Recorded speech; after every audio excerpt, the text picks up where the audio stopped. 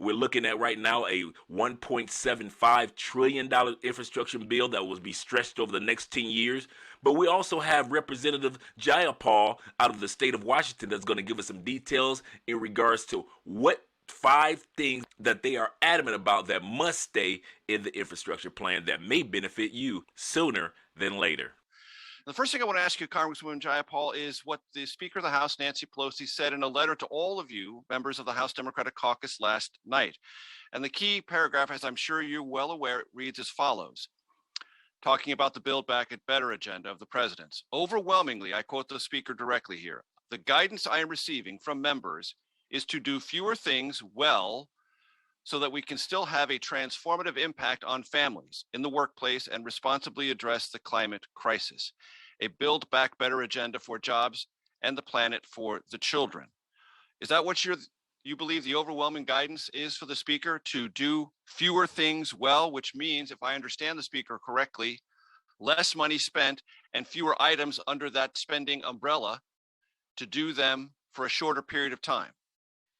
Well, as we've always said, we understand that 98% of Democrats in the House, the Senate, and the White House agree with 70% of the American people on the Build Back Better Act that we had drafted, that had really a whole set of transformative investments, and the price tag on it was $3.5 trillion over 10 years.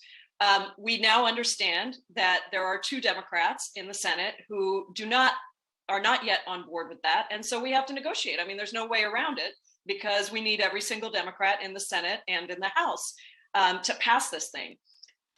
At the same time, I think our caucus, and we have 96 members in our caucus, the majority of our caucus in 2 meetings now, one in person and one on the phone, have been very clear that we can't pit one investment against another investment. 5 months ago, the Progressive Caucus outlined, because we believed in prioritizing early. So we outlined 5 buckets that we care deeply about. One is the care economy. That includes childcare, paid leave, home and community-based care.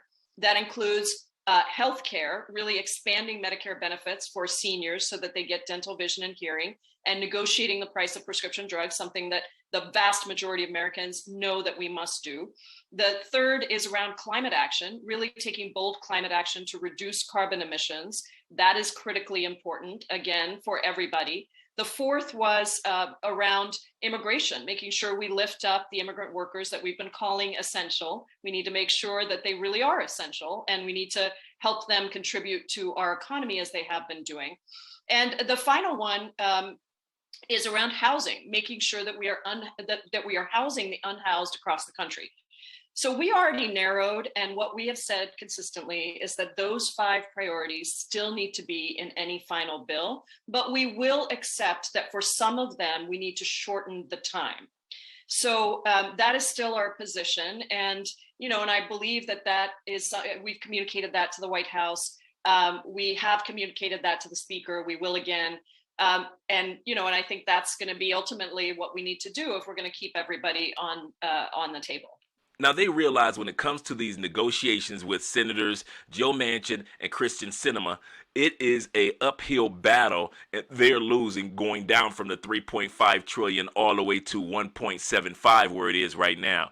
But she did mention this, that they are going to be trying to work with fewer programs and use less money with each one of the programs and expand the programs as far as the amount of time that the programs will be available. Well, that'll be shorter as well. So even though it's going to be a 10-year infrastructure bill, some of the programs that may benefit you may only last for 2 years or 5 years. So expect that. Another thing that she mentioned in regards to what's going on right now is that they are adamant about what they want to put off into this plan. There are certain things that they, as representatives, refuse to budge, even though Joe Manchin and Kyrsten Sinema are also standing firm as well. Can you fit all 5 buckets into a bill that is $2 trillion over 10 years?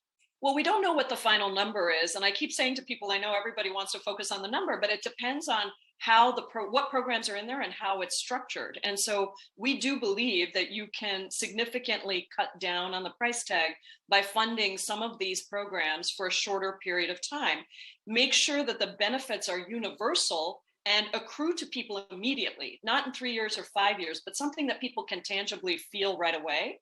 And then, deal with the extension of those programs down the road when people see how transformative they are. So that's what we believe is the best thing, because Major, we can't pit childcare against climate change. We can't pit home and community-based care against housing. That just doesn't make sense. And the reality is that each of these programs serves a slightly different set of constituencies. So in order for everybody to really feel like these programs are making a difference for them, and they are, of course, the president's agenda, they're what we ran on, we do need to be able to deliver on these 5 critical areas. You mentioned universal in the application of these benefits. As you well know, the 2 senators on the Democratic side that you mentioned, in general, I'll mention their names, Joe Manchin of West Virginia, Kirsten Sinema of Arizona, have said they are more in favor of means testing these benefits. Means testing, put simply, is to place an income threshold upon which, if your income is above that, you no longer qualify. You oppose that. Well, the thing about means testing is a lot of the ways in which we've done means testing in this country have been really ineffective.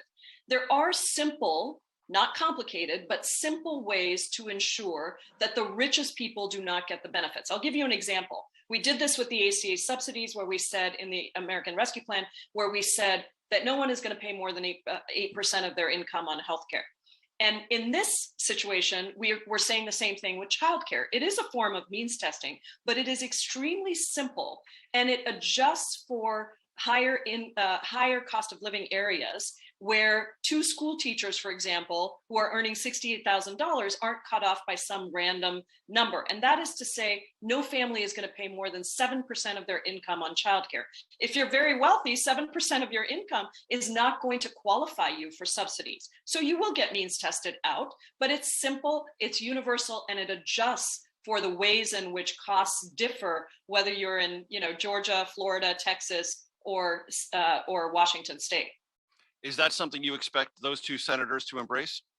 Well, I hope so. We're working on that right now. And I think, having people understand what is a simple way of doing this is really important. We have to learn from what we did in the American Rescue Plan. I'll give you another example of something we ended up, putting in at the last minute to the rescue plan, which is the idea of self-attestation. Instead of really complicated ways of determining what forms you have to fill out and whether or not you qualify, you can just simply self-attest to your income. It could always be checked against your tax returns later, but that's something we put in place after the rental assistance program was so complicated because of all the means testing that was in there. And finally, Treasury changed that and said, let's just do self-attestation. And guess what? All of a sudden, the money started flowing, because these complex requirements are not only, require a lot of money to administer, sometimes, actually overwhelming whatever savings you might get, but they also are the barriers to the very people that need to get those benefits. So let's be smart.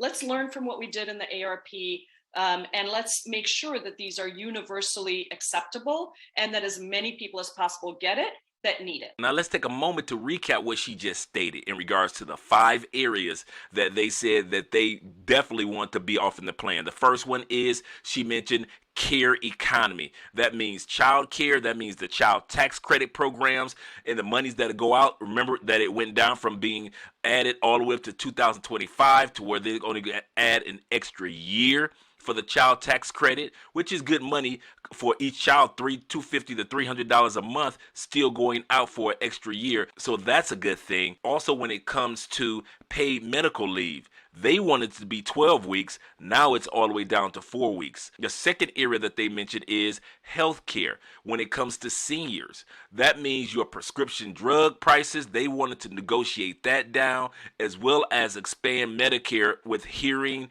dental, and vision.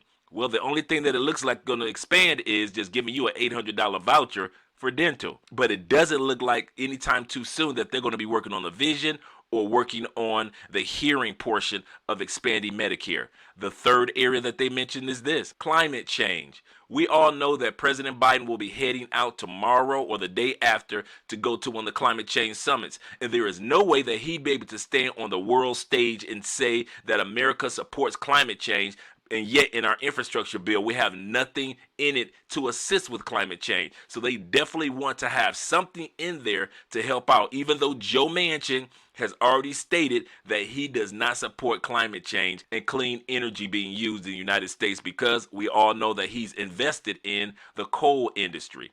The next thing that they talked about was this, number 4, the immigrants. I know a lot of people are sensitive when it comes to immigration and letting people into the country, but you have to realize this. America has always been known for letting in immigrants through the back door of labor. What do I mean by that? When you go to the grocery store and your packages or your meat is packaged, a lot of times the food that's cut and a lot of times that the packages are packaged, many of those are immigrants that have done that. Those fruits that you like to have so much, some of the coffee that you like to have, a lot of times immigrants in the United States that are here on a temporary visa come into the country and do the labor that many of us, well, we just don't do. So now they're saying that since these people have been coming in for so many years, why not assist them and putting them in a position to become citizens to where they can bring forth tax money that could go and help the economy.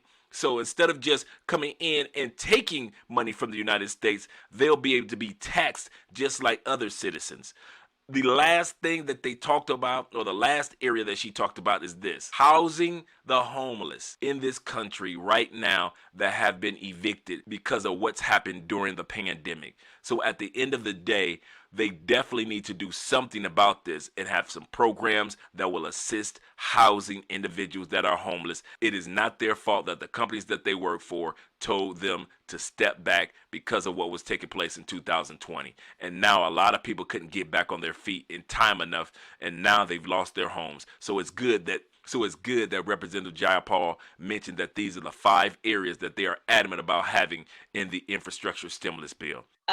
We also need time to figure out and negotiate the Build Back Better Act, even though we already have a negotiation that led to 98% of us agreeing on the content and with the president when, on his agenda. But it is, as you know, a bit of a messy process. I don't think we're in disarray. I don't think we're in drift. I think we're about delivering, and that will happen. We will get it done. There are some wonky things that we have to work out, and it is a process. So I just think people have to be patient. It's always more exciting probably for the news to say that we're in disarray and that things are, we're all fighting with each other, but that's not actually the case. 98% of us agree. We're trying to get two people on board. I think we'll get it done. Now, as she just mentioned, there are several ways the infrastructure bill will impact you directly. First of all, they want to make sure that first of all, it's by way of what programs and what monies that they put out there for you in the community. Secondly, it depends on how much money they put into each one of the programs and how long the programs last. Like I mentioned, some programs will last 2 years, some programs will last the whole 10 years. Also, when it comes to impacting you immediately, it depends on, just like I mentioned, if they're going to implement it immediately or if it's going to be for a short term. Also, is this program universal? So if the program that they put off into the infrastructure bill, will everyone be eligible for it? These are the things that are going to be most important when it comes to the infrastructure bill. Not just the cost, not just the programs, but most of all, how it impacts you. So we're going to keep you guys posted over the next few months regarding what's taking place with these infrastructure stimulus bills. And speaking of programs, starting on October 15th of this year, individuals were able to start applying for their Medicare. And yet some people are assuming that just because they checked certain boxes last year, that those need to be the same boxes that they checked this year. But that's not necessarily true.